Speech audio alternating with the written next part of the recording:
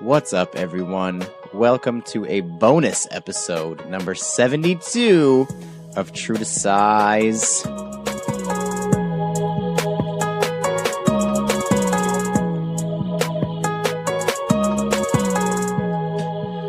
What's going on, everyone, and welcome to True to Size. We are a weekly podcast centered around the wild world of sneakers. I will be your host today for this very short mini episode.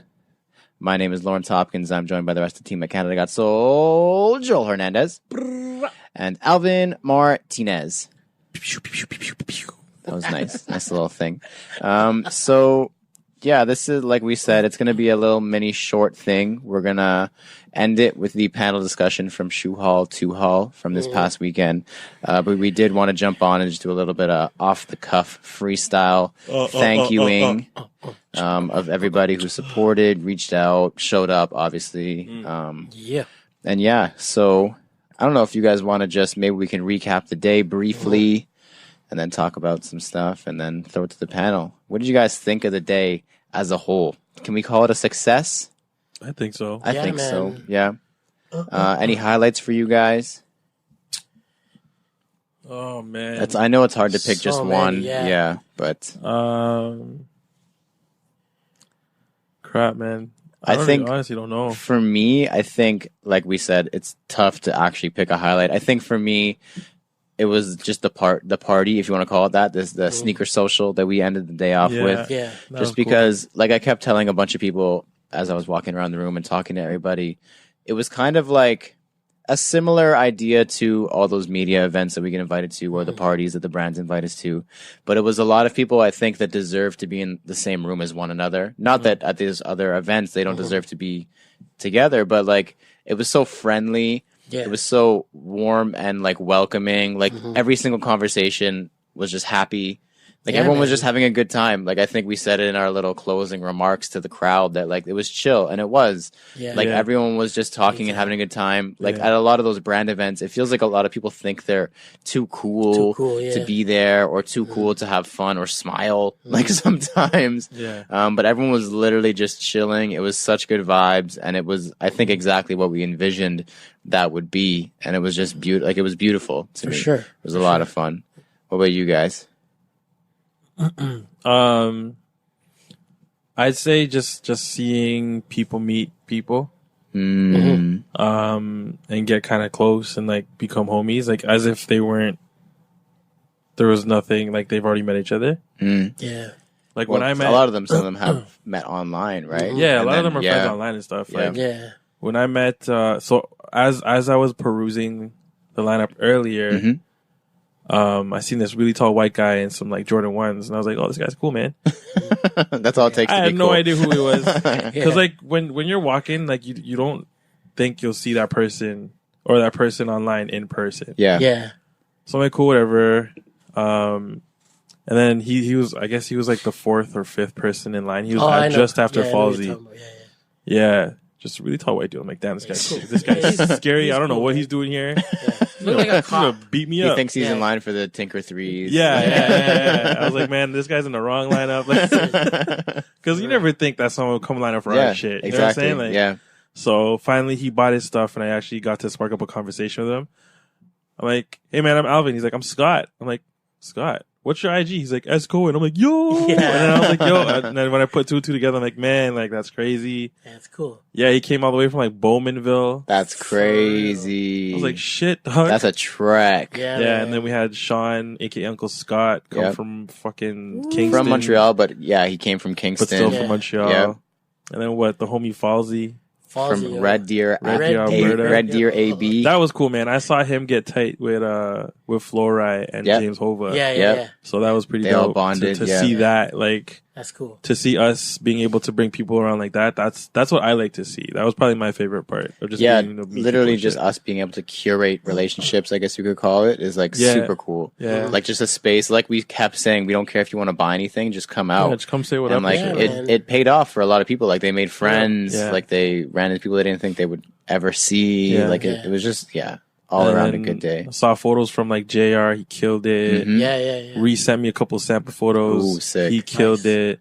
And then the whole Valari squad, I saw some Mm-hmm. photos from them too. Like, yo, we have some good. And good Shango's content. video was very cool too. Oh that was awesome. man, Cool. Esco 8. Yeah. I feel so special being on that guy's channel. Yeah, for Seriously, real. man. Like, yo, And he gave away a hat of ours. yeah, We got a lot of a entries. Raptor hat. A Raptor Yeah. hat. Yeah. Jeez. The Raptor Yeah. hat was on Kijiji. It's crazy, Yeah. crazy Yeah. week. Joel, any highlights for you that you can think of? I don't know. I think it was probably when we were pulling in. Mm-hmm. And we saw those two people camping out. From the seven, front. they were there From the- before any of us. I was like, what the hell? Like, Yeah. shit just got real. Like, you know what I mean? And then from that point, like when we were done, like setting up and like, you know, greeting the crowd, just feeling that vibe, like from them, like, you know, the excitement Mm-hmm. and whatnot. And like just seeing their faces, like inside is just, I don't know. It's just like a feeling just you can't really explain. Like, You really know what I can't. mean? Yeah. And it's, you know, it's like a good feeling. Like when you get like, even like the older heads come out, like Absolutely. like Hong came out. Yeah. and, That was a that trip. was a trip. That's very cool. Like with yeah. like Sexy you know with Beast. Sexy Beast came out. Like those guys, like those guys are guys that we look up to. Mm-hmm. Like you know what I mean. Like the guy that ran like Stolen Riches and Yeah. the Zone. Like holy Mhm. smokes! Like he's actually buying one of our hats. Like you know. Oh, he did buy a hat? Yeah, That's man, really that was cool. crazy. That That's was a full. trip. That's some full circle shit right Seriously, there, Does man. Hong have IG? Yeah. What is it? It's he Just put him on the spot like Is he that. much Yeah. kicks? It's Much Kicks. Yeah. Oh, that's okay, it. okay. I That's thought it. I thought it was him. Yeah, with the Z. Like, but I Much wasn't Kicks. sure. I Yeah. thought it was much kicks. That's I was him, like, man. That's him, bro.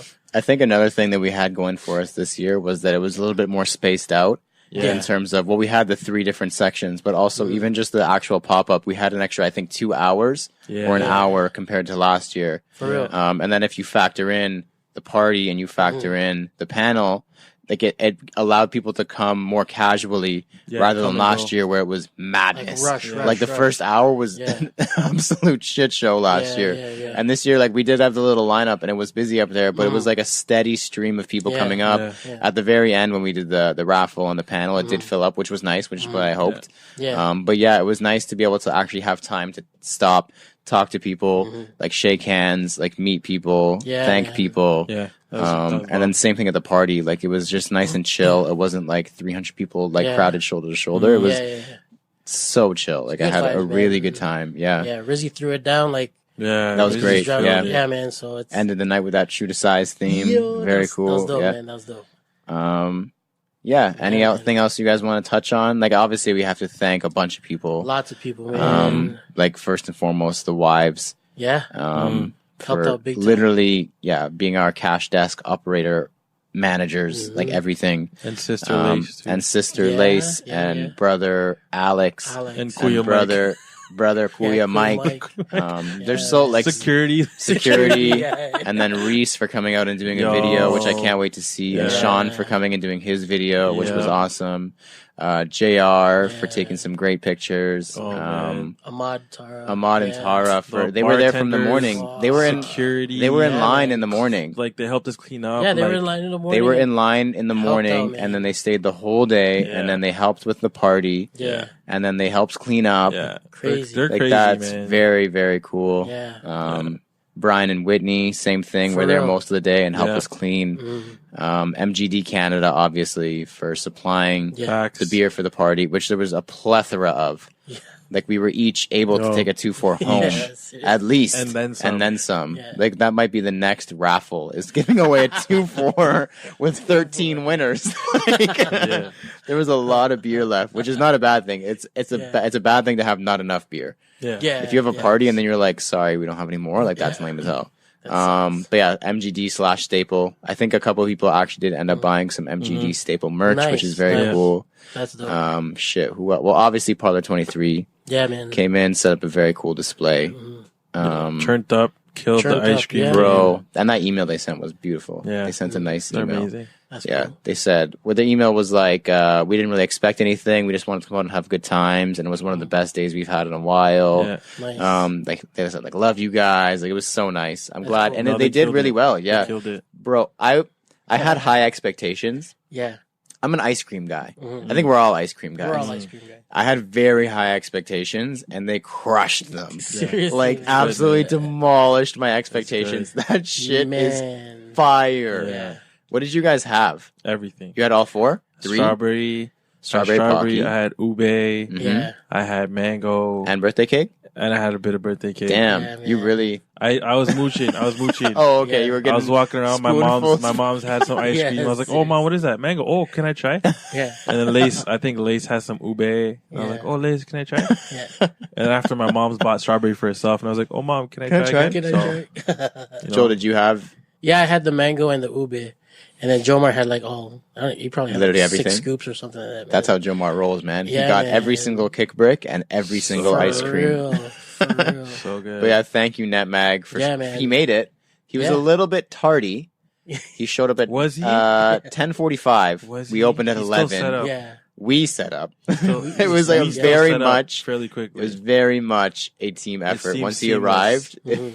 it was seemed- a mad dash to get all of his stuff upstairs. Yeah. no one knew he was late till now. Except for the people who were in line, no one had any idea because it looked Nobody. great. Yeah, Yeah. his display was dope.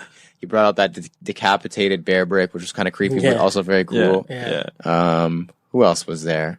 We were there. We were pretty It was a cool. lot, man. That was fun. And then the raffle, we had Product 23 donated a prize. Mhm. We donated a prize. Netmag donated a prize, which my brother won. So Yeah, I basically won. Yeah. Yeah. Jason Mark. Jason Jason Mark for the cleaning kits. Yep. To give out to the first for 10 in line. wipes, For like, Yeah. Yep. it's crazy. Nike Toronto obviously killed it with their prizes. Like people were Jeez. going nuts for that. Yeah, man. New Balance Canada. The guy wore that size. Yeah, They were both size 8, That's right? Brian. That's nice. crazy. Shout out to Brian Brother for Brian. and put them on today. Yeah. He was wearing them. I Sick. saw him tag us. Yeah, so cool. Killed Like it. especially that they were his size. Yeah. That's awesome. The odds of that are very slim. Very. Well, I was talking to him even before that happened. He's like, "Yeah, I entered the raffle," and I was like, "What size are you?" He's like, "I think I'm 8." I'm like, "He's like, I'm 8.5." I'm like, "Well, the New Balance are 8.5." Jeez. And the thing is, he was wearing the fun guy shirt. Yeah. That Yeah, was yeah, so yeah. awesome, man. That was so cool. That was a That's great right. moment when he stood up. He's like, "Hey," yeah. and he had the fun guy He had shirt the fun on. guy. That was so sweet. Wow. Yeah, I don't know. Like it was just a crazy day. Like I don't know if there's even much more you can say than that. Nah, man. So maybe we won't say much more than that. Thoughts for next year? What are we thinking? Woo-wee. Just Who knows, man? Yeah. Yeah. Took us a It'll be year. better. Took us a year to plan this one, so Yeah. we gotta start now. You gotta start now. We gotta start yesterday. Yeah. Yeah, we'll see. Yeah, I can't wait. I think we should maybe try and do more mini things throughout the year, even. Like I was just driving today and I was like, why don't we even just try it and see who would be interested in planning a basketball run? Oh Yeah. yeah, true. And just like true. posting it and being like, hey, pick up Canada Got Sold pickup at Hershey from 7 to 9, $5 each, and just see who shows up Yeah. and then just see what's good. Yeah. Yeah. If I anyone think out if we there, post it out, I think if we post it in advance enough. yeah, people would make People it make come a point to come. Yeah, Yeah. for sure. Make And their even way if down. not, then we got an open gym for 2 hours for the three of us. Run some drills. Yeah. But yeah, I'm excited for next year. Shit. Yeah, man. That's all I we'll can see, say. man. Shu-Haul tree. Trias. Cubed. Cute. Cubed. What? Nice. And it's like cube. Oh, like a small 3. Oh, Mr. Cube. Mr. Cube Mart. Mr. Cube. But yeah, thank you once again to everybody who came. That was very, very cool. We are going to now throw it to the panel discussion featuring, hosted by Big Philly, Yeah. Sole Purpose. Do we thank Trent? Did we? I don't know. I don't know, Exclusity? but, yo, we need Exclusity to. and Trent. Yes. Big Thank you time. guys for allowing us to use your space. It was And perfect. not even just allowing us, but trusting us. Yeah. Yeah. That too. Yeah. It was a lot. Yeah. It was a lot. We were in and out of the back room. Yeah. We were drinking up there. Yeah. Yeah. It's Yeah, man, that's like you true. can't. Yeah, I was thinking about that on the way home. I was like, it's not even just that they allowed it; they trusted us. Yeah. Yeah. A lot of trust That's crazy. to let us in and out of the back room to store our stuff back there to have alcohol, and they were not even there for the most part. No. Yeah. Like they were just like, "Okay, go ahead." Yeah. Yeah. Yeah. That's incredible. Crazy. That's Thank awesome, you. man. Yeah, thank you, Thank you, Trent. so Thank you. much. All the exclusive staff. You guys are so Yeah, welcoming man. and Super helpful. Yeah. super Yeah. helpful. Yeah. Crazy. Wow. For real. Well, yeah. So here is the sneaker spectrum panel discussion featuring, as we said, Trent, featuring us, featuring Netmagnetism, and hosted by Big Philly Soul Purpose. Thank you guys again. Shit. Thank you, Soul Purpose. Thank you, Soul Purpose. Thank you. When you guys hear this, you'll know why we want to thank him so much. He did a great job. He did an It was awesome job, such man. a fun thing. Yeah. And he made it more fun than regular. So He's going to have to be on this more often. Yeah. on the Just pod. say that. Yeah. For real. We'll let him host the pod once in a while. We should just, yeah. Let Take the him- night let- off. yo, Yeah. Let him do like an interview thing for us. Interview us. Yeah. I think he would kill it. That's That'd how be cool. the turntables, I guess. Yeah. Ooh. Thank you, everyone. I'm Thank sure you. there's people we forgot because Yeah, it man. took an army for this to Yo, go everybody, down. even Yeah. everyone who came, everyone who brought their Everyone, kid, man. Anyone who everyone said brought that the good family, luck. Yeah. or sorry I couldn't Yeah. be there. Don't apologize, man. Don't there apologize. will be more. Yeah. Wait Like till it- number 3. Yo, Yeah. facts. Like, don't apologize, please. Like, we felt your support. Like, For real. I don't even know what else to say, man. Like, I'm still on a high from that day. Yeah. man. I think I'll get off of it about this time next year. Yeah, Just in time after the for third the one. third one. After the third After the third one. when we're high off of the third Yeah. one. Yeah. Racks. But yeah, man. Like I was thanking like Ahmad and Tara, like everybody. I was like, thank you Yeah, guys just so much. Thank you randomly guys so much. DMing Yeah. people like, And they were like, no. why are you thanking me? Like it was so fun. I was Yeah. like, are you crazy? Like we are so thankful. Like everyone who Yeah. came, I was like, thank you. Like Yeah. they're like, why are you thanking me? Yeah, Like same here. thank Yo, you. Falsey was in Niagara Falls with Fluoride and James Yeah. Hova Yeah. yesterday or today. So whatever sick. today is. Today, yeah. Tuesday. Yeah, he was there. Mhm. Huh? Yo, they just met on the weekend. Seriously, yeah. And they You went know to what I mean? Niagara. So it's like, yeah. if us doing this curates that kind of relationship with everybody who's around us, if we can build that community that way, For real. yo, that's all I needed. Ain't Yeah, nothing man. better. Yeah, facts. Ain't nothing Yeah. better. Money, fame, all that shit aside. Yeah. Nah. That is it right So there. thank you, everybody. Real talk. Thank you, everybody. I think that's Thank the final you. time we're going to say thank you for now. Thank you. This- Thank you. This episode, thank you. This episode Thank you, will be called thank you. Thank you. Yeah, this episode might be called Thank you. All right. This is the Sneaker Spectrum panel discussion. Enjoy, everybody. Thank you. How's everyone doing? What's up, everybody?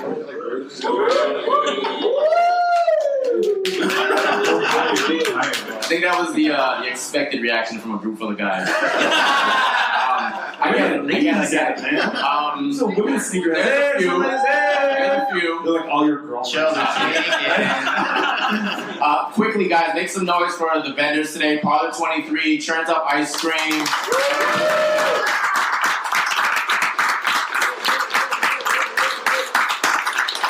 Am I missing anyone? That was Sole purpose. yeah. That's it. All right, so those of you who just joined us, welcome to Shu-Haul 2.0. I know a lot of you have been here for the past. When I say those of you who just joined us, I really just mean Trent. Everyone else has been here for a few hours. On behalf of the Canada God Soul team, we appreciate you dedicating your time and this beautiful Saturday to hang out with us. Yes. Shu-Haul, this is the second one that these guys have done, but this is the first year. We're going to kind of dive deep into sneaker culture and the retail aspect and the resale aspect. Ooh, resale. Oh yeah, I love resellers. It's a hot topic. So, without further ado, Good thing you have a spar party. On your back, son. this was all planned. So, without further ado, let us introduce the panel. Sitting directly to my left, our knees are actually touching, so we'll just move over a little bit. Living in Toronto now, representing Toronto by way of Montreal. He is the CEO and founder of Exclucity, my guy Trent out loud. Thank you very much. Skipping all the way to the end. Well, no, we had to do this in the okay, we're good. He is the genius behind the kick brick, and honestly, he's like one of the only people Whoa, I know. a second. How come I didn't get a genius in front of my name? We know. It's implied. Yeah, okay. Everyone knows facts already. He is the genius and the founder of the kick brick, and he's like the only guy giving away like the most rare, craziest grails for like $11. If you don't know, you should know. Tong, aka Netmagnetism.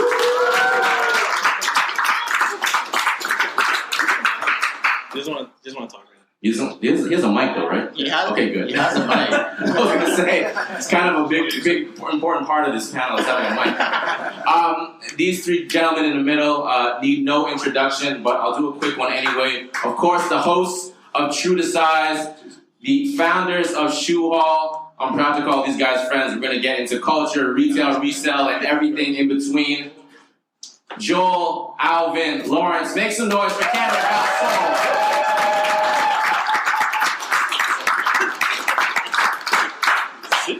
Now, funny thing, I was listening to episode 70 of True to Size. Plug. And I know you guys sign off every show kind of the same way. Yeah. But one thing I noticed for some reason 70 episodes in was that you were like, yeah, L doggy style. And I think, did you bark or did you say woof? You woof. Yeah, and then it just clicked me, L doggy style. And then it got me thinking like, okay, why do you call yourself L doggy style? And it got me thinking like, hey, what is the origin of like your Instagram names? I'm not gonna make a comment, Martha. Don't worry. I got in trouble for my comment on like episode 68. You're on one episode and you got in trouble. Yeah, you know, of course I'm gonna get in trouble. That one time. I do fuck all the time. Okay, answer the question. Oh, is it a question? Yeah, so definitely. I thought it was clear, but where does the name L doggy style? I think the precursor to that is that all of you guys have very big, sizable Instagram followings and different personalities on there. So, is that Caterpillar? What is it? Where did the name L Doggy Style come from? And I guess we'll go down the line because I know some of you have some interesting names. Yeah, so the Instagram name means nothing really. When I started working at Foot Locker, it was actually Alvin. Just randomly started calling me L Doggy. We're not allowed to use the F word in the store. When I started working at a shoe store, my first job, Alvin started calling me L Doggy, which kind of was ironic because I had like the long skater hair, the skinny jeans, like I was super ugly. And he started calling me like the most like hood name, like L Doggy. So it kind of stuck like randomly. I don't know, maybe because of the dramatic irony, maybe, but it kind of stuck. And then when Twitter rolled around, because that's how old we are, when Twitter first rolled around. I was like super against it. I was like, it's just Facebook. This is stupid. I don't need this. And then I ended up getting it, obviously. And I was like, okay, I'm going to get it if I can think of a really cool name. And I remember we were actually coming downtown. It was probably us three and then a couple other friends. And it was Wendell. I don't think he's here. Wendy Lou. We were all like brainstorming. And he's like, what about L Doggy Styles? And we were like, yeah, that's it. Perfect. Let's do it. And then it's been now like way too long and it should probably change, but it won't. So that's it. Good story. Yeah. Alvin, Joel, I know your Instagram names are pretty much your govies, like your government names. Is there any that's self-explanatory? You guys have any cool anecdotes about that? When I first put it out, my first comment was, "Are you a supermarket?" That was it. Other than that, well, because H-Mart is a supermarket, is there, or whatever. There's a couple. Kmart. Yeah, okay. Kmart. Yeah, that's one too. And I'm Q-Mart. So, makes sense. Me, for instance, it was, I don't know, just I guess a friend started calling me Doom. Yo, Doom. And then from that point, it just stuck. And I just put like Joe and friend, and I threw the underscore just to be a little bit different. Added like 7 O's. Yeah. Oh, 3. Sorry. D, 3 O's, and just to be different, you know. But yeah, that's how it all came together. Okay. It stuck. So yeah. Mr. Out Loud. Is there? I think Well, there's a very obvious. Yeah, when you know me, right? It's my name and I'm fucking loud. Done. Simple as that. I don't have like a 5-minute story like L Doggy Style over here. Well, that sucks for you, doesn't it? Yeah. Tong, do you prefer Tong or Netmag? Or Netmag? Did you pick up your mic yet? He has it. There he is. Okay. Doesn't matter. Okay. Whatever you want to call it. All good. So, where did the Netmagnetism name come from? Actually, I spoke to this about in a podcast like a long time ago. So actually, I started selling stuff on eBay like when I was still in school, and I needed a good account to sell because feedback was very important. And then I just took one of my colleagues' dad's account, and it was Netmagnetism, and I just started with that and just stuck with it. Good feedback. All right, and here we are today. Oh, that's amazing. Okay, so now a couple weeks ago, I know you guys know Trent from before. I just met Trent a couple weeks ago, and he started going into kind of his story, and his humble beginnings and how he got to where he is now. Do you want to elaborate a little bit? Because I know you're dying to kind of... Yo, I'm very long-winded, man. We only have an hour here. It's only 4:13. We got some time. Yeah, I'm gonna make it like the shortest one I've ever done. So, I was coaching basketball, and there was a kid that was selling long tees. You guys remember long tees, like not the double X, like the 5, the tall tees, free salty long tees. Then he was like, "Yo, I'm selling them," and I'm from Montreal, so he used to go down to Plattsburgh, which is the equivalent to your Burlington. So he used to go down there, and he was like, I'm buying them for $10 and selling them for $5. I'm like, those are horrible margins. We're going to go down to New York and buy them for $2 and sell them for $20. And then, so just long story short, we went down to New York, started buying tall tees, long tees, and do-rags. I was selling them out the trunk of my car for like $25. And then I just got tired of driving around. Like, I would literally go from the equivalent to you guys would be in Mississauga, and then we'd go to Oakville, and we'd come to Scarborough. And I was just known in Montreal as a guy, because at that time, nobody in Montreal had it. Foot Locker, I said that word. It's okay if you're saying bad stuff. So nobody had it. So like, I just cornered the market, and then I had little sales reps at metro stations, and I would give them like 100 tees, and they gave back the money. And then I got into a basement of a tattoo parlor because I was just literally couldn't drive around for 14 hours a day. People thought I was selling drugs. I was going to like high schools and stuff. And like, who's this black guy coming on the court selling what? Like t-shirts? And they couldn't figure it out. We're like, how's this guy selling t-shirts? Why do these kids care? And then, so it was a basement of a tattoo parlor. And then the guy got so mad because there was literally like 200-300 kids coming out a day. He thought he was like, this little guy selling t-shirts and no one's going to come downstairs. Right. So the traffic, he's like, you got to get out of here. And I was scared because I didn't have a plan to go and open a store and have a real lease and have all that stuff. I was super scared. But because I had a clientele base and a following, I felt a little bit more comfortable to take the risk. And then I kept on doing that for like 3-4 years. And then Rockover came out with a boat shoe. I'm like, you should get into shoes. I'm like, I'm not getting into shoes, man. That's too expensive, too much of a risk. And they gave it to me on consignment. And our first shoe that Exclucity sold was our Rockover boat shoe on consignment. And we sold 40 pairs in one day. And I called them back on the Monday, and it's like, yo, you got any more of those boat shoes? So then I got like 100 pairs, and then we called Nike. They said no. We called Timberland. We called every single brand. They're like, nah. Like, you have to have shoes to start. I'm like, who's going to fucking give me a start? Sorry, can we pause there for 1 second? What year was that, like, approximately? 2008. Okay. Well, so getting into Nike, 2010, 2011. Now, I hear a lot of different things now. How you said they turned you down initially. How difficult or what was the process like, if you can talk to it, about getting a Nike account? Well, first of all, like, it will never happen again.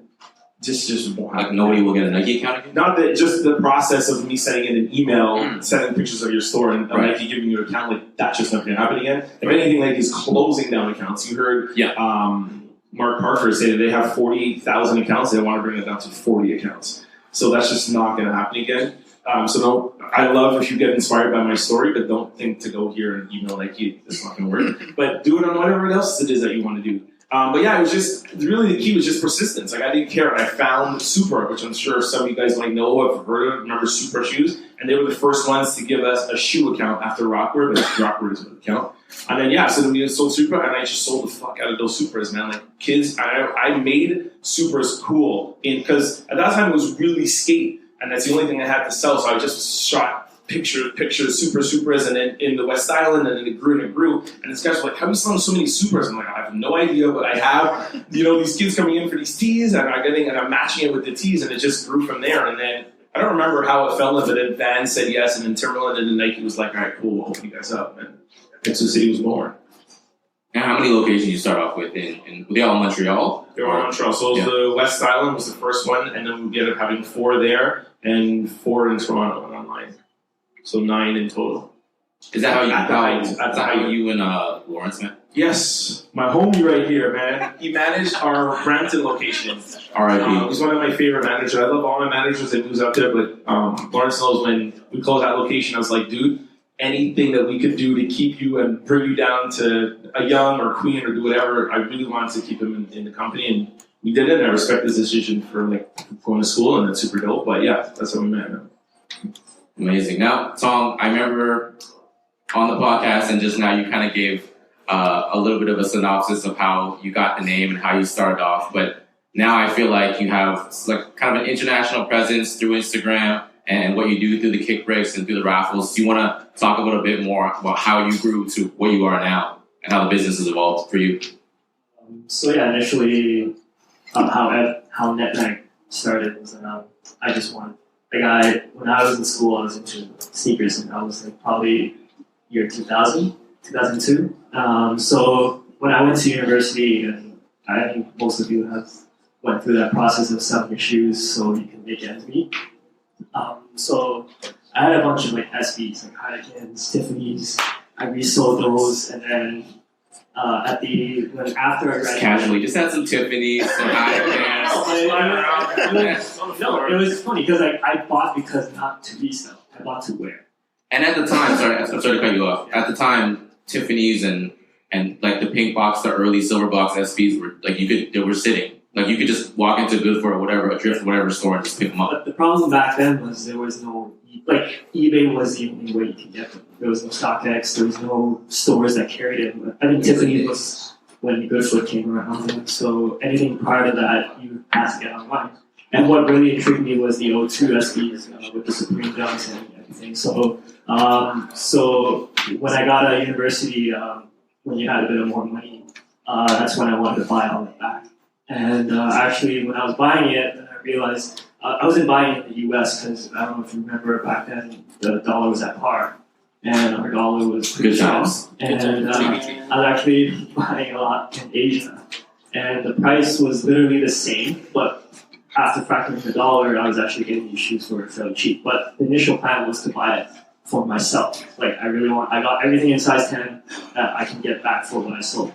And then later, I realized that my friends wanted some of the shoes, and then so I'm like, okay, here you go. And then I'm like, okay, I'll just buy it back. And then it just continued, and then I started selling on eBay, and then I was making a decent spread because the US dollar was coming back as well. And then that's how it snowballed into reselling like sneakers that were difficult. Like it wasn't even about initially it wasn't all about money. It was like more so we didn't have this in Toronto, and a lot of times people can't even access, they would say, how do I get the shoe in A?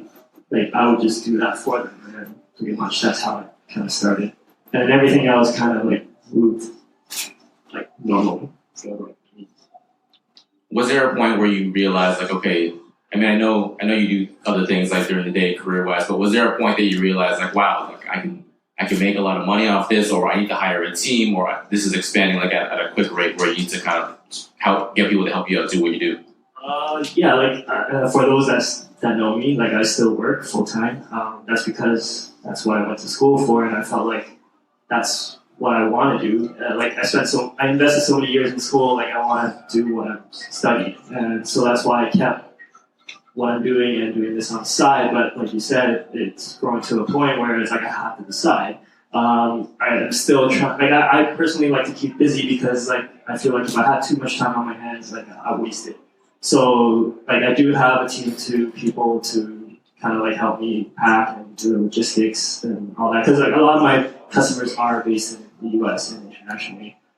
So I mean, I try to keep the costs low because from my perspective, I want to give value back to the customer. So I don't over the years people ask me why when you have a retail store or a storefront to actually sell these, and I'm just well, if I have a storefront, I have to bump my cost, my price up. So that's not my whole plan. My whole plan was to get shoes for people at a fair price. Canada got sold. What's up? Amen. I've known you guys each individually for I don't know how many years. I met you guys all at different points, but yeah. What I want to get to is how did things start with you guys? I know you each were into shoes. Years passed. I see you guys. We play ball. We do this. We do that. But next thing you know, Canada Got Soul is here, and there's events, and you guys are getting seeded product. And how did Canada Soul come about, and how did it get to where it is now? So us three got together first to do a convention, Canada. I would say Toronto's first sneaker convention, held by Toronto Loves Kicks. So it was us three. We displayed, and it was kind of like a competition to display. And Cleveland Got Soul came down from the U.S. and they had like stupid sneakers, man, like blacked out fives, like stuff that we could never afford. So I was like, dope, man. They got that in the bag. Like, we're gonna win. We're not. And we just did it for fun. And when we set up our display, we were letting all the kids touch it, check it out, which is what we want. We want to educate. You know what I mean? So, meanwhile, like Cleveland Got Kicks was like, yo, don't touch my stuff. That's like hella exclusive. Don't touch that. That's more than your mom. Stop that. So like, we were like, okay, cool. So then at the end, when people were asked to vote, people voted for us, and we actually won. Amazing. Yeah, it was dope. We felt kind of big. Whatever. And then after, like probably I'd say a week after. What year was that? Like around what time was that? Probably 2012. Yeah. Because I think that Canada Got Soul started in 2013. Yeah. So it was probably a year or two before that. Yeah. Was Sneaker Misfits, was that something you guys were kind of, yeah. Was that you guys? Thing. It was a Twitter thing. Okay, alright. And we just kind of used it because we didn't have anything else. So, and then like essentially Canada Got Soul came together because we saw that Canada didn't really have an outlet to showcase our sneakers. It was always like a US based kind of hashtag or whatever. There was never anything to showcase the North. So Lawrence and I were just chilling one day. It was not just any day. It was February 14th. Oh yeah, we were chilling on Valentine's Day. It was Valentine's Day in your basement. We had no, I don't know, we had no plans with our significant others or whatever. No Valentine's plans, just hang with your boy in your basement. I get it. And I was like, bro, I mean, like, we need something, like, and I said, like really soft, so I was trying to be romantic. I'm sorry, what did you say? We were about this close. Yeah. And I was like, we just need something to help showcase Canada, because there's nothing. Right. And it's like, Canada, we took Cleveland Got Soul, and we're like, yo, fuck it. That's Canada a good name. Soul. That is a good name. Yeah. So, take it. And then that's it. Started off as a hashtag, and now we're doing cool stuff like this. Yeah. So, yeah, so yeah. Who's got the best collection out of you three, though?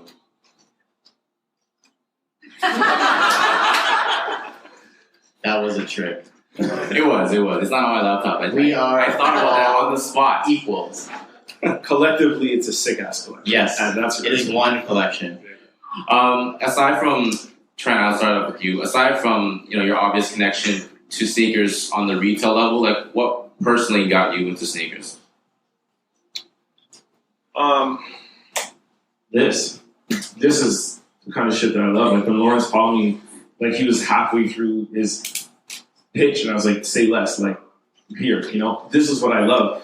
I think it's part of also too like my culture. I'm Jamaican. We're always together, partying, whatever. I love people, and Lawrence knows that from working with me. Like my favorite company is Starbucks, and their mandate and their mission. Of course, every company is to be profitable. I mean, we wouldn't be able to pay our rents, but like it's always about customer first, always about staff first. So to me, the sneakers is just like the foundation to just bring everybody together. I know it sounds corny, but that's for me what it is, I remember you touched on a story that growing up there was one shoe. Was it your uncle or your cousin kind of showed you a shoe at first, and that was kind of something that... Yeah, Nike Airflow, my uncle. I think he was a rep for like Labatt, and then he had like reps or whatever, and he just came out and I was like, this is the craziest shit ever.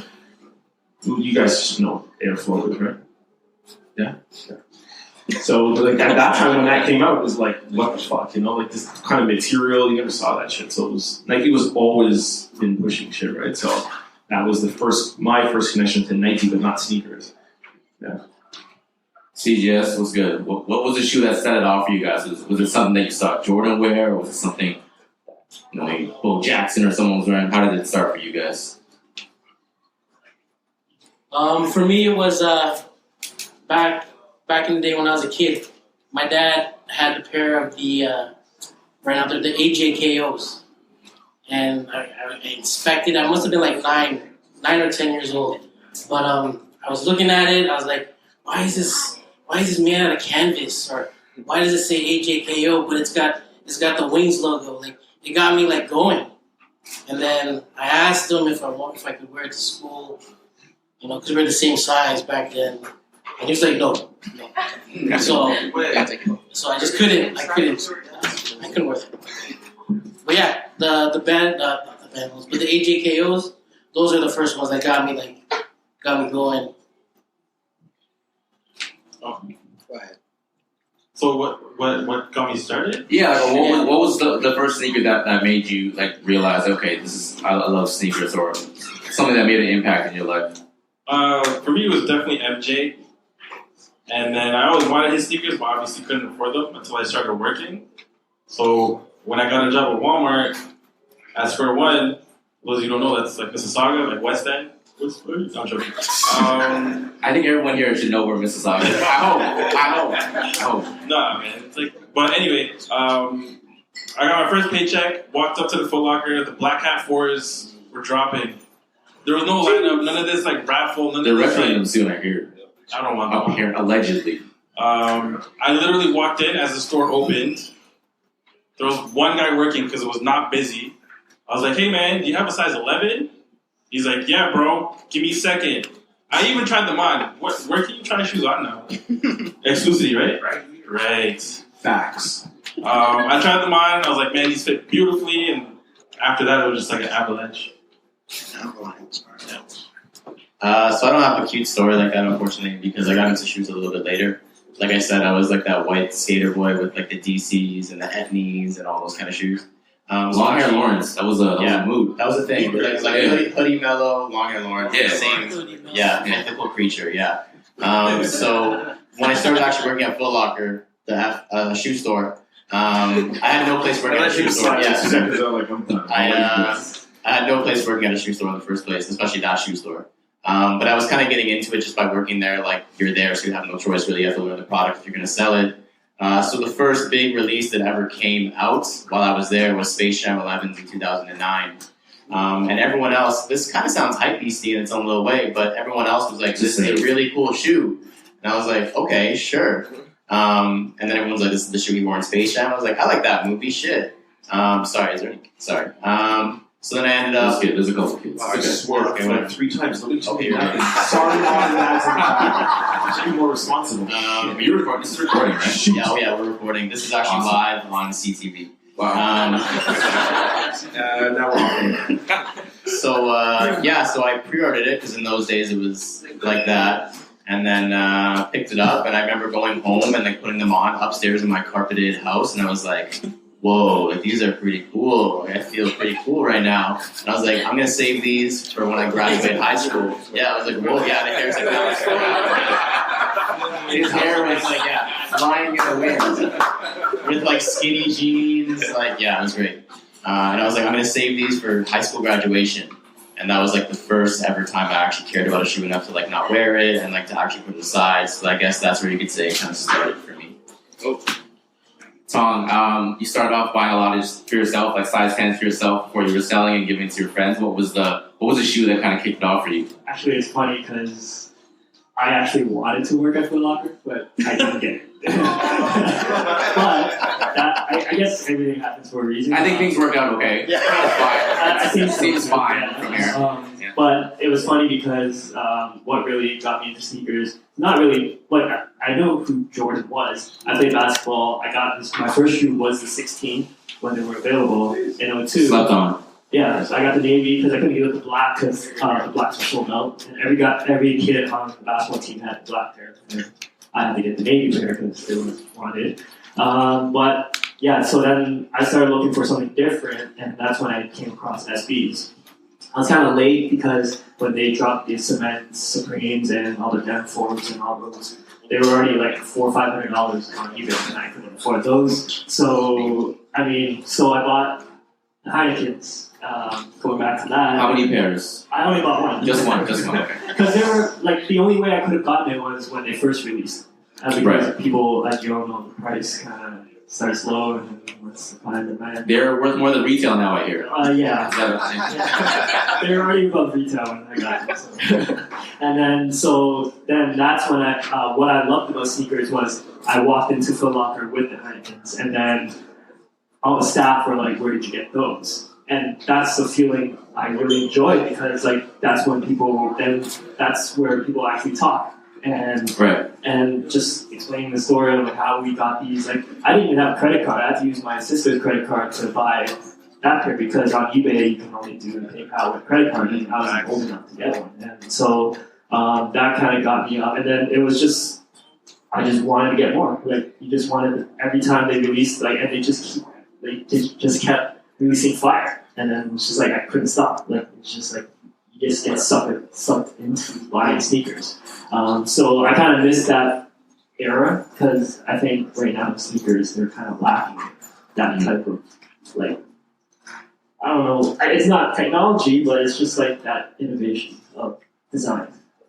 And to your point, like that era that Tom was talking about of SBs in like the mid 2000s or around that time is before everything was so digital and social and accessible. Like that's when you had conversations with people about sneakers. Where'd you get those? But now it's like I already know exactly where you got them. I know where you raffled for them. I know, you know what I mean? So like that personability is kind of lost. So everything's so like click, click, click, click. Are you still heavy on SBs, or has your taste like gone on to other things? I always loved them. I think I had most of them, not to flex or anything, but I mean, it's just. I have every SB, but continue. I kept the ones I really loved. For sure. I didn't get the Paris Dunk and the Pigeon Dunks have always been on the top of my list, but obviously I couldn't afford them. They were like, we're talking about $4,000 or $5,000. And I picked them up only maybe 2 years ago. Nice. And at that time, I was like, $5,000 for a shoe. Like, can I justify this, right? That's a lot of money. I mean, but I had to do it because I've been chasing for so long. And I'm sure we all have that mentality. You have this shoe you want to chase, and like, that's what we live for, right? Like, you want to get something you can't get. And 100%. So I gave in, but I mean, in hindsight, I guess it worked out. Like, even though I probably will never sell them, but it's just like the value went up quite a bit. I mean, like we're talking about, like if you notice the last StockX price for a pair of Dunk, we're talking about $25,000 US. So I mean, I got 5,000. So I mean, I think that you did all right. You got a deal. Good deal. The clearance price on the parents. Amazing. I must have missed that sale. Those were your pigeons back there, right? Yeah. Actually, the one that was up there was the one I got recently. Like, not my personal one. The personal pair was like. Did you take them? Because I noticed they're no longer on the shelf. That's sure. Lawrence? I'm just kidding. It's not my building. We got cameras. I got you. Thanks. You mentioned like the price point, which $5,000 is a great deal. But it's a very high price. What's the most that you guys spent on one sneaker, and what sneaker was it? I think the Air Max. The Air Max. I'm not like, I love the shoe, but it's not a shoe that I really have to die for, right? Right. But I know a lot of people love the shoes. To be honest, like I don't even know sometimes. Like when I talk to people, I don't know, do they love it because of the actual shoe or do they love it because of the price tag? Right. That was one of the most expensive shoes I bought, but I gave it away through the $11. The raffle. Yes. Amazing. I don't like to term it as raffle, but I mean, it's a way for people that can never afford, and realistically, 95% of us can't afford that shoe, and give them a chance to have it. And I think they're in Switzerland right now. Amazing. Yeah. So. How much did you end up paying for those Air Max? We paid $7,000 US. Okay. But, yeah. So. Jesus. Who's up next? What's the most expensive sneaker that you want guys? me to go after that?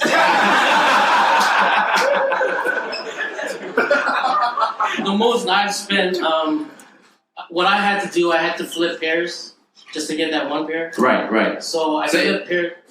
This makes you feel like you're not spending as much money when you sell a bunch of pairs. You just cash out. Sorry, go ahead. Yeah, so I flipped like a couple pairs of Jordans, and I added some cash for water schools for the 97 ones.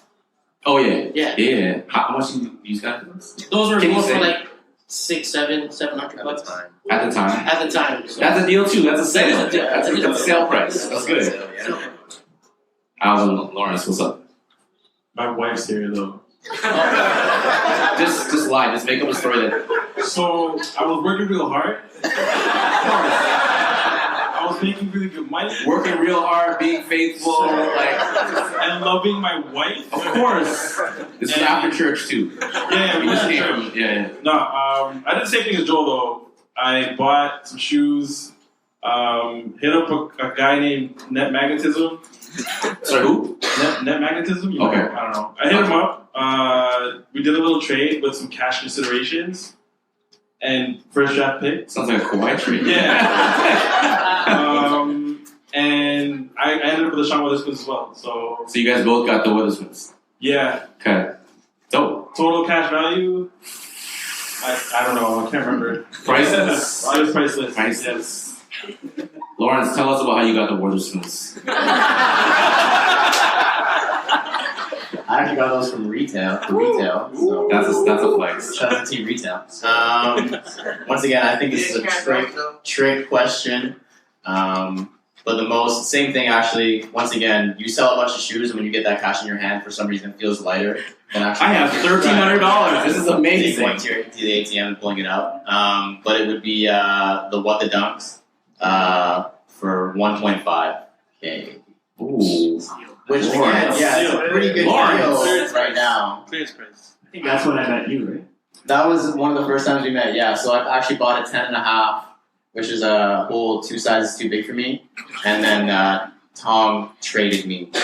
Actually, the story was Oh, God. you wanted to buy it from me, and then because I had your size, and I said, "Look, Adrian had it on consignment. Buy that pair, and then just swap it." Which apparently, we found out yesterday that 10.5 actually came from partner 23, Jaren. So that's full circle for you. Now, Trent, I know you're against resale, so I might be wasting everyone's time asking you this question, but go ahead. What's the most expensive shoe that you paid for? Whatever the retail price was. And that's it. So easy. Oh, man. But, yeah, it's... What was the sentence you said that I don't what? I just want to make sure we clarify that. You said... You usually don't partake in resale. Yeah. But it's not that I don't think it's wrong, it's just not for me. You know what I mean? Right, I don't knock anybody for doing it. That's why I wanted to make sure what you said is that, I understand that it's, a thriving business for you and the other people around here, and I get it, and it's needed in the senior community, right? I get that, but I don't believe in it. The brand made the shoe for a price, and that's what I think the price should be paid for. That's it. It's just not for me. Right, and that kind of brings up something I was going to ask you guys. Anyways, you're more on the retail side of things. Tom's more on the resale side of things, so to speak. With these guys somewhere in the middle. We know what Trent thinks. What about you guys? What's your vibe on resale? Knowing that you guys have paid a lot of money for Witherspoons and other shoes. I think it's changed a lot over the past couple of years. Definitely getting to know Tom. It's changed it a little bit too because he's such a nice guy. Doesn't hurt. But a couple of years ago, reselling was kind of like that dirty thing. Like before StockX days, it was kind of like those dirty resellers, those guys camping out in front of the store like 3 days and then flipping it to people waiting in line, like that kind of thing. It's kind of evolved into like Tom's version of reselling, you can call it, where he does the giveaways for $11, or you have StockX and it's all glamorous, or you walk into Flight Club or OD Toronto, shout out to OD Toronto. Like these beautiful stores, like Queen Street storefronts. So I think it's definitely evolved, and I think I can speak for all of us that our opinion has definitely changed in the past couple of years, just because it's helping people get stuff that they wouldn't otherwise be able to buy, because if no one was reselling, then when something would come out, it would sell out, you missed out, you can never get it again. Because if everyone keeps it, obviously there's no fair for you. So there's 2 ways to look at it for sure, but I think it's definitely changed from F those guys, when I say F, I don't mean Foot Locker, to they're tolerable sometimes, I guess. I want to know what Tom's opinion on resellers is. Yes, Tom, tell us what your opinion is on resellers. Or what's your perspective? Because obviously we're kind of on no pun intended, we're on different ends of the spectrum going across the table here. But actually, I think I think from my perspective, I see a lot of things that the general public doesn't see. resale is a bad thing, but also when you look at the other end of the spectrum where it's retail, I can see their pain points too. Like we also know about that term backdoor, right? It's not a good term, but I mean, if you understand the retail business, then you'll see that reselling through that front actually makes sense. I mean, like I'm sure Trent knows that when Nike gives you product, they don't give you a Travis Scott one that would sell out instantly on the first day. That shoe probably comes up like once every 6 months. But in the interim, you have like 100 products that they pretty much make you take. Like you pretty much have to take it and to like satisfy them, and kind of like customers that come in to buy the Travis Scott are not buying those 100 products. So as a retailer, you have one product that sells out real quick, but you're stuck with 100 products. And like, if you look at this spectrum, who's right or wrong, right? I mean, like it's like a lot of people don't understand. Like people complain that I can't get this pair because it's a rigged raffle or it's a backdoor. But in reality, like the consumer only cares about that pair. But we're all in this as a business. Like for businesses, like you need to survive. You gotta keep the lights on, satisfy your you gotta feed your employees and stuff like that. So like I mean, like reselling from that end, like a lot of people don't see. So I mean, I'm not even gonna touch on like StockX or anything because that's like anyone can do that, right? But like a lot of people don't see the other spectrum on the side. So. Right, and you did mention backdooring. As a shop owner, is that something that comes up a lot? Like you guys are first come first serve, but you have had the occasional raffle. Do you ever have to deal with like accusations or questions like, "Oh, Exclu's backdooring all their whatever shoot"? Yeah, but it's like not comparing myself to a celebrity, but it's like celebrity when it's like, when people say something, you can't like. You just have to just not pay attention to it, you know? Like, the people who know, you know what I mean? Like, ask Lawrence, you know what I mean? And Lawrence is he's a legitimate guy who's, like, respected in the community, and those are the people who I know, and then the people who don't know, but the people that use that term don't even know what it means. You know what I mean? Like, right. So it's just stupid to me. I pride myself on, again, not faulting any of the people who do raffles, but and that's what I loved about Lawrence. He's like, let's try not to do a raffle. Like, people don't realize, like, I have to pay fines at BCC for doing raffles. Friendly City Center. I'm sorry, for doing first come, first serve. And they're like, no, you have to do a raffle. And I'm like, no, we're going to do first come, first serve. There's going to be a line. Lawrence is going to go there at 1 o'clock in the morning, 3 o'clock, and then 6 o'clock in the morning to make sure, because he's that dedicated to be like, dude, we're going to fucking do, sorry kids, we're going to do first come, first serve, because that's how you've always been, and that's where you've pride yourself on, and I love that, and that's why I like working here instead of the other store. Stores for F, you know. So we people don't realize that. So when I see that, here's my manager of the store who's waking up on a Friday night to go check the line to make sure nothing happens, and I'm paying a $600 fine, and then you're like, you guys are backdooring. It's like you don't have the time to even look at that. You know what I'm saying? So and then also too about reselling, I just want to make it clear that it's not because I own a retail store I'm not against reselling, but even before I had a store, I didn't buy a shoe over retail. I just feel like we put too much into a sneaker. Like, I'm not going to pay $3,000 for a sneaker that was $300. Right. So it's not because I'm a store, it's not because I'm trying to have you guys buy more retail. Like, you have to, for resellers to exist, retailers have to exist. Like, it comes from my store. So yes. I'm profiting on not me, but anything that's in ODTO. Somebody profited, there's a retailer that profited off of it, right? So I'm just saying, I'm up here as Trent, right? So I'm saying for me, like, I just feel like there's so much more things in this world that I don't need to spend $3,000 on a sneaker. Does it make sense? Absolutely, yeah. What about 500? What about what? 500. No, dude, no. And the point is that, Nike made a certain amount at that price, and it wasn't meant for that reason. Like, they meant 100. Whoever got that 100, get the 100. Just keep it moving. There's some point in your life that you'll get the sneaker that you want. Like, I just don't feel like you have to go out and invest so much time. There's so much other things that we could be doing and talking about, whatever. And I love sneakers just as much as everybody. I just feel like it's not what the purpose of the sneaker industry should be, and it's blown up and it's gone like so crazy that it is the sneaker industry now. Which is, it's nuts. It's not what it was supposed to be like. That's not what it was in the 80s and 90s. Like, that's not what the sneaker community, that's not what we should be getting together and talking about. I remember reading a stat, I'm not sure if it's still accurate, but a couple years ago that they said the resale market for Nike sneakers is worth more than any other brand's profitability every year. Facts. That's crazy. It's insane. It's actually crazy. This doesn't make any sense. Did you guys hear what he said? Say that again. Just really slow down and say that again. No, so think about that. Yeah, so they're saying that the Nike resale market, it makes more money than any other brand's like actual frontline product. So more than Adidas makes, more than New Balance or whatever brand. Nike resale makes more than that in a year then. That's crazy. Flex.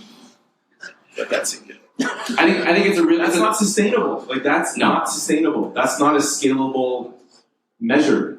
You know what I mean? Like, that's not what it was meant to do. And it's, so if you guys really love this, like, think about what we're doing to our culture, because it's gonna like blow up. It's not gonna be good for anybody.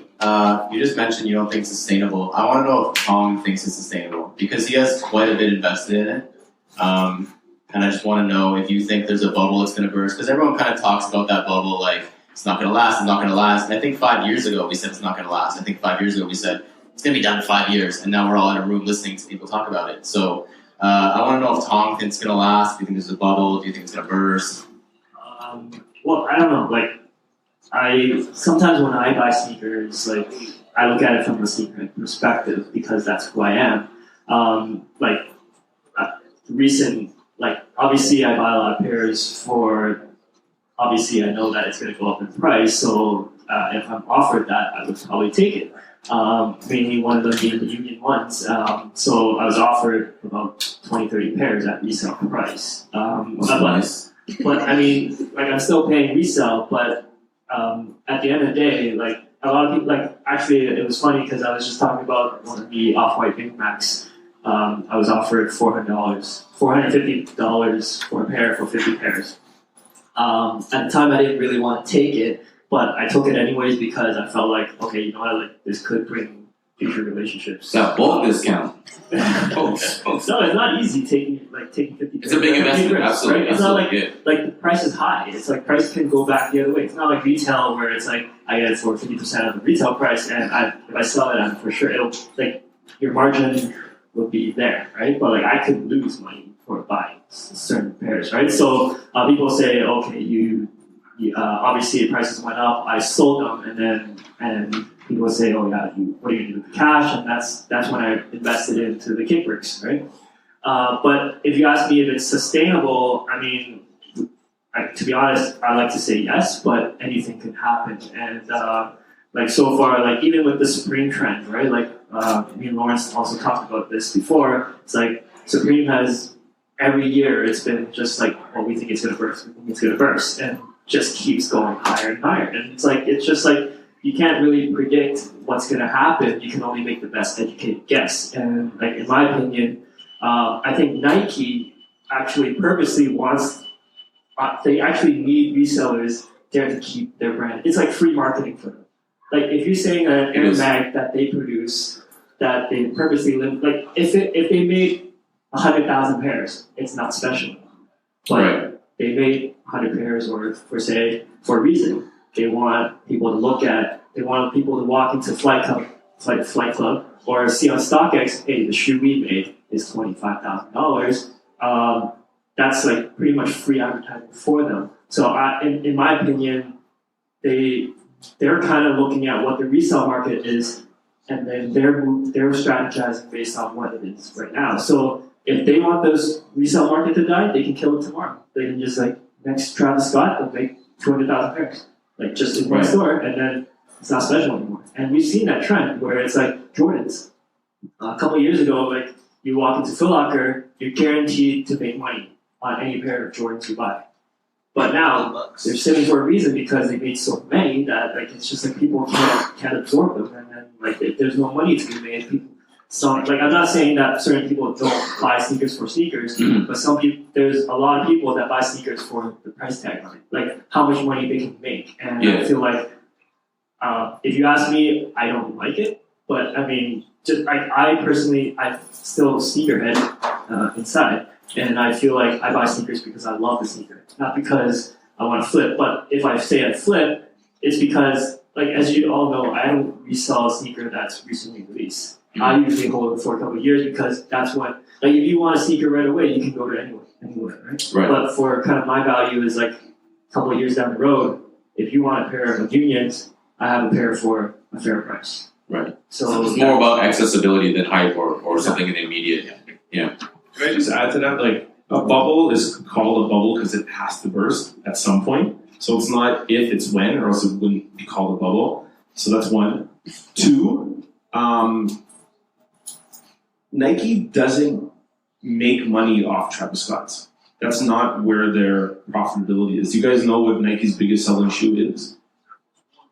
No. Or 2018, it's like the Air Tar something. Monarch 4? No, not the Monarch. But it's an $80 shoe. It's their biggest profitable shoe. Something that's mass produced, like in the millions. Scalable. That's what I'm trying to tell you. So, will there always be reselling? 100%. It's always going to be there. But I'm just saying, the height, how it is now, like, it cannot sustain. It's impossible. And like what you're saying is, like, Nike will control it, and they see it coming, right? And it's their job to, you know, like what I was telling on the podcast, like, it's because of the Adidas push where Nike had to flex so hard, and now Adidas kind of flexed back, and now we got into this whole, like, oh my gosh, let's make, who can make the coolest shoe, who can make the hypest shoe, and this is what's killing me, where it's like, you might like those Travis Scotts. I'm not saying that you don't. But, like, there's people that like them because, you know, of the price tag, and that's how, like, I don't like the Jordan 1 Off-White. I just don't like it. I don't like the swoosh on it. But I bet you, if I would have put that shoe in this store and there was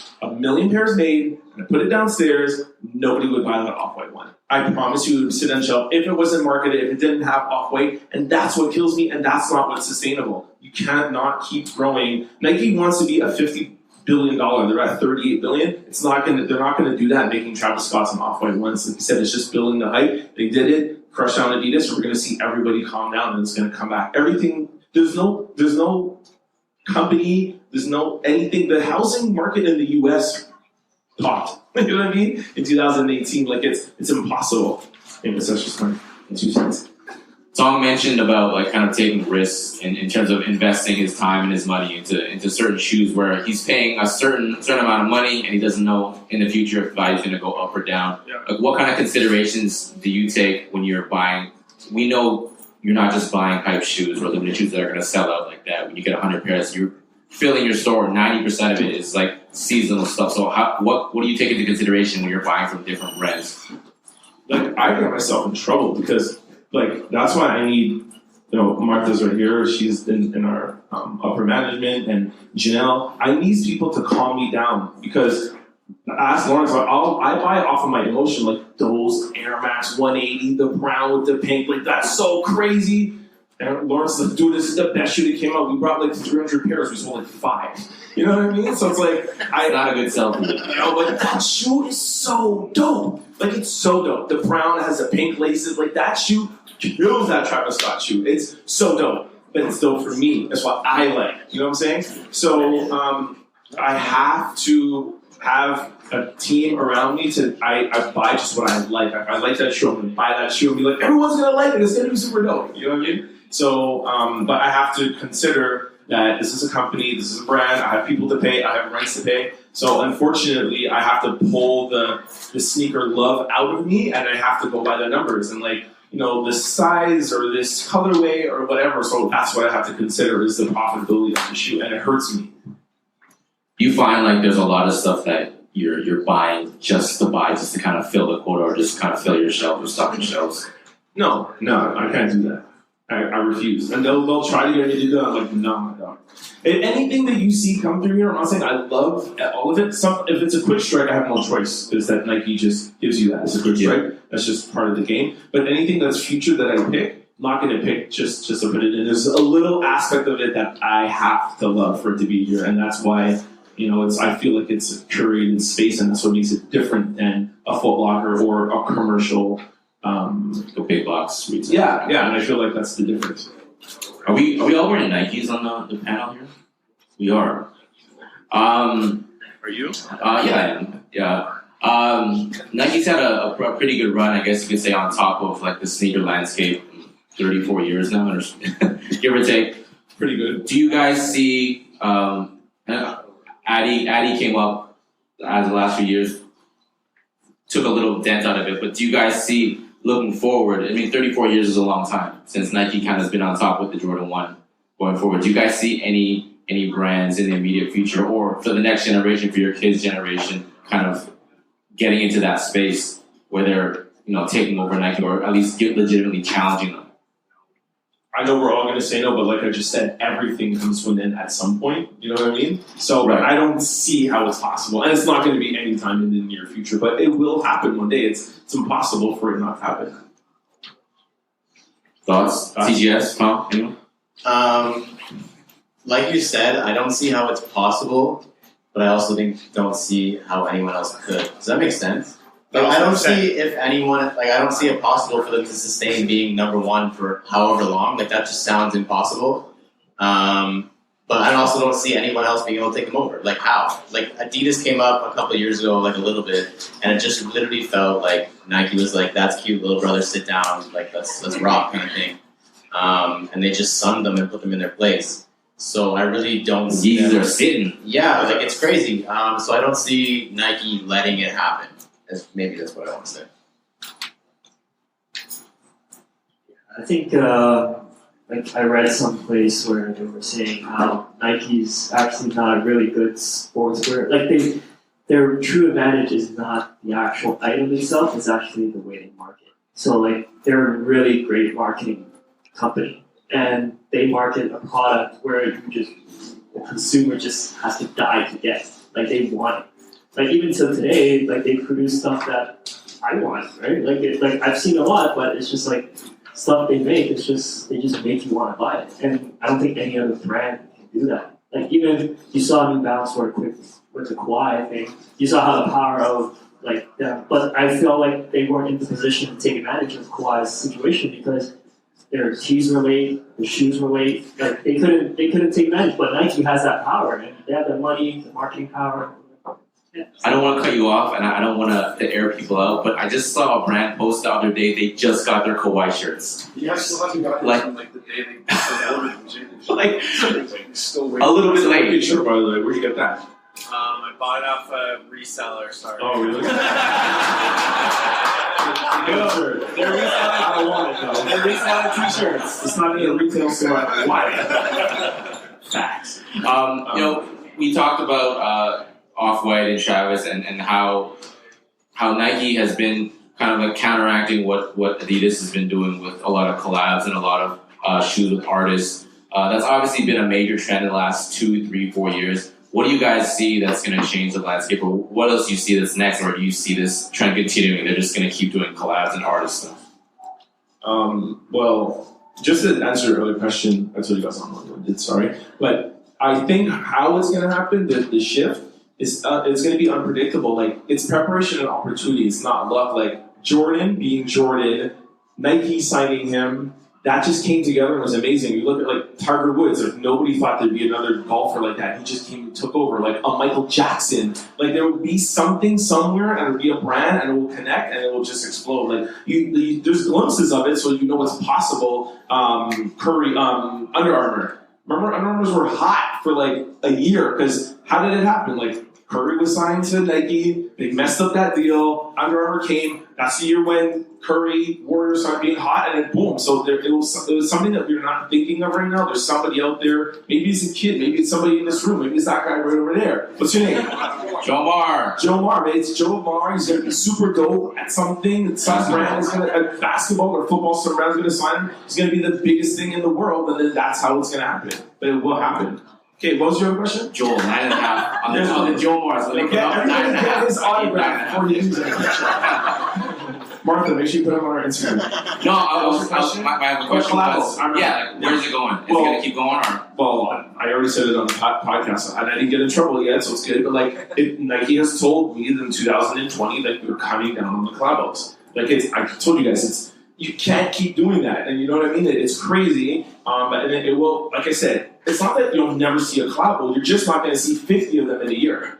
It's gonna slow down, and they did what they had to do. I'm not saying that Adidas has lost any momentum, but I just feel like the Nike Adidas war has calmed down. Yeezy is what Yeezy is. Adidas is what Adidas is, and I think everybody will get back to their fundamentals. So it will calm down, but it will not go away. So.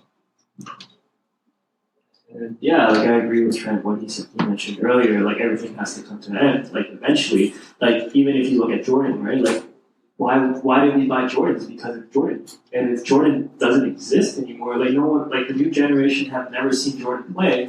No one's gonna buy Jordans, right? They're probably gonna look at what Zion's gonna do, right? So like same thing with collabos, right? Like eventually, when you just like max out all the collabs you can do with artists, then what next, right? So eventually, I think it's just a new cycle needs to start, right? So. You mentioned Michael Jackson. Can you guys imagine if Michael Jackson was still alive and they did a shoe collab with Michael Jackson? They would look like what Trent is wearing. Yeah. So that's actually why I like these. Yeah. He's the Billie Jean one. Yeah. Crazy. Yeah. These are a GR, by the way. It's not a quick strike, nothing, no lineup, just sitting on the shelf, chill. Those are my kind of shoes. A little bit looking at it. Yeah. Getting dizzy. CGS, what do you guys think about the collab? Think anything? Honestly, we've always wanted it to kind of die down. Because with all the collabs coming out, they were kind of turning into GRs. Exactly. You know what I mean? So it's like, Trent kind of confirmed it, but they're going to slow down, which is going to make the collabs more important now. You know what I mean? It's good for resellers too, in a way. But, it's kind of going where we want it to go, because I was getting tired of them, to be honest. Just really quick, like Trent said, I think they're going to, he said, confirmed it, they're going to start slowing down on collabs, like maybe we'll get one every quarter rather than one every quarter per day, yeah. So that could, I think, either go two ways. So like we say, like the community needs it, we need to slow it down, we need to take a break, we need to breathe, but at the same time, does that mean that maybe people are just going to care less? And then the community gets smaller? Is that a good thing overall? Is that good for the stores? Is that good for anybody? Because if people right now care every week because there's a collab and they're coming into your store and they're like, are you guys getting it? Oh, those Air Forces are cool. And then they leave and they buy a pair of shoes because they came in for that. If that turns into every quarter, does that ultimately help you or hurt you? Because I think it could go either way. No, I think for retail and for the community, I think it'll be better because it will go back to just like, remember when Roshi's came out? No, people lined up for triple red Roshis. Damn, people restocked. You don't want to remember that. And it was like 2012, dark time. I'm not saying like people like slept outside like day in and day night, but like I remember when the Roshi Sentos were fire. After Roshi's Prestos, like he came with that. Then the Hirachi wave came, right? And then after Hirachi's sock darts, and the sock darts is what started slowing everything down. People were like, nah, it's a little bit too weird, a little whatever, and it died out. And then that's when the collabos and Adidas, whatever. But I wanted to get back to that, where it's like Nike could just like, how about you just love a GR? Like, how about you just love a shoe because you like it on the wall, because you like it, and not because someone's gonna be like, yo, what are those, man? Like, no, what are they? The shoes that I like, that I freaking like, that I paid $80 for, or I paid $90 for, and you're not cool because you want a raffle or you backdoored or you know somebody. Like, that's just not cool. And I think it will honestly help the community because that's how the community was built. That's why we're all here. All you guys here were inspired by somebody that was like 10 years ago, and they were not in it for that reason. They were in it because they loved the Roshi or the 97 or the Presto or whatever. We got to wrap in a few minutes, but a couple closing questions.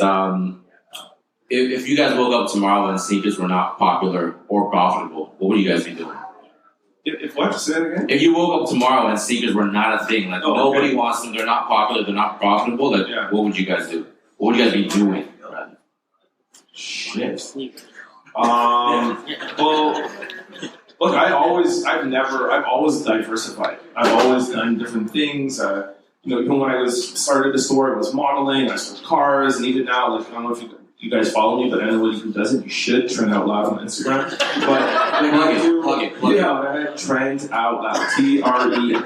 And Yeah, so I've always done stuff like I'm writing a book on how to live a happy lifestyle. I'm getting into mental health, community, like organizational stuff or whatever. I never put all my eggs in one basket. I'm not a shoe salesman. I'm an entrepreneur, so I'll never be broke. I'll never, and if I am going to be broke, then it won't last very long. You know what I mean? Because there's always going to be something else. I can use my skills to anything. It doesn't have to be sneakers. I'd probably just be at Disney, to be honest. This guy's always at Disney all day, every day, dude. Why don't you get a job there or something, man? I've looked into it.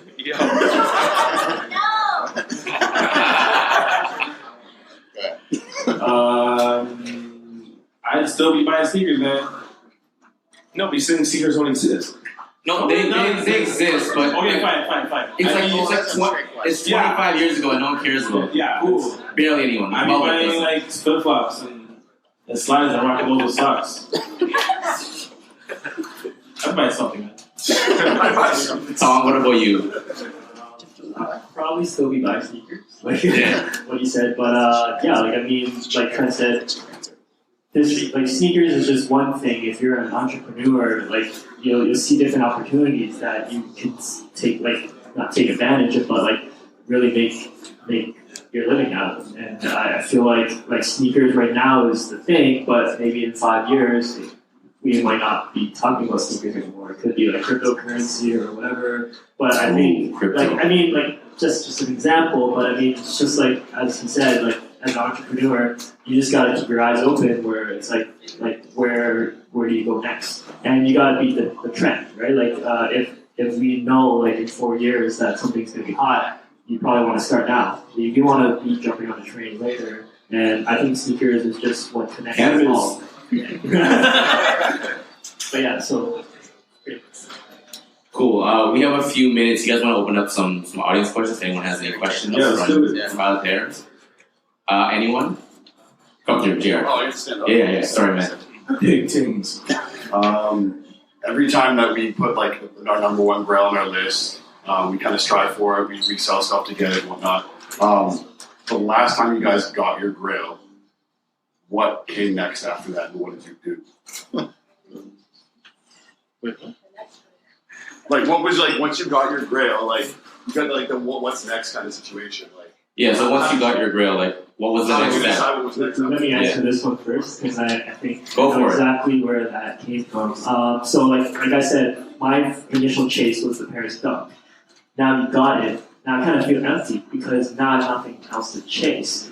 So there's someone asked me what's one shoe you couldn't get yet and that you really want, and I said the Floams, the Futura ones. But I said I'll never chase it because I want to have something left for me to say that I can't get, and I want to be able to be this athlete. Good answer. Great. That's a great answer. For me, it's just what's next. I think. Just keep going. Yeah, like you got it. Like you're on a little bit of a high. Does it ever really end? Well, if you're in Tom's case, I think it does. When you just like your next shoe is like 1 of 5. Yeah, right. It ends for him. But yeah, it's if it ended, then we probably wouldn't be here in the first place. So it's never ending. Like you'll make a grail list today, and it'll probably change in 2 weeks, and it'll change in 2 weeks again. So yeah, it's just always what's next. Yeah, I was just saying something always pops up. I thought my Air Max list was good to go up until the Sean Wallace moves came out. So I mean, I don't know. Something's always going to be there. Something's always going to be on the list that you can't check off. And You're playing Biggie really loud downstairs. Anyway, sorry. Go ahead. Okay. Oh, you're done. Okay.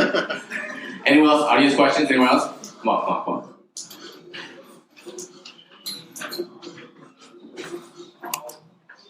Okay, question for you guys. What's the worst lineup you've ever done for a shoe?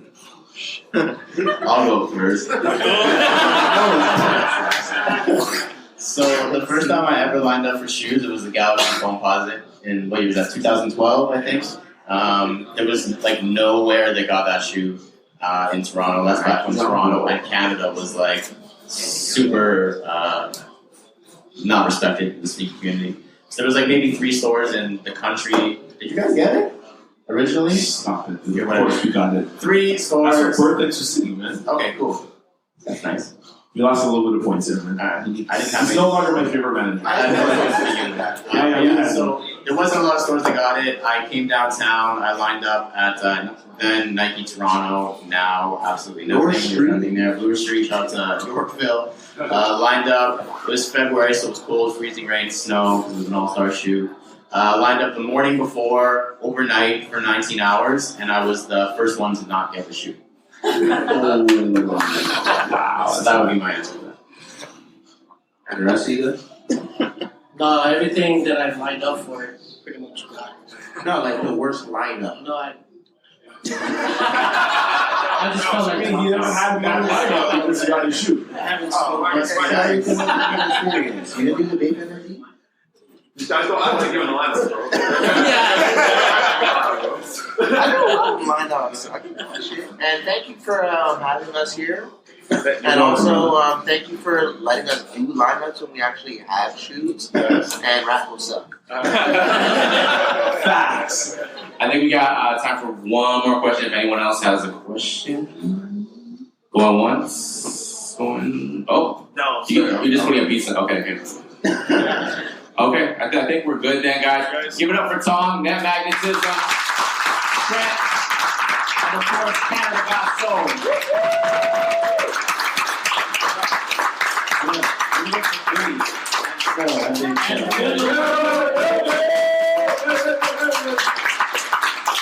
Thank you guys. Thank you. It was a great day. Thank you. Peace.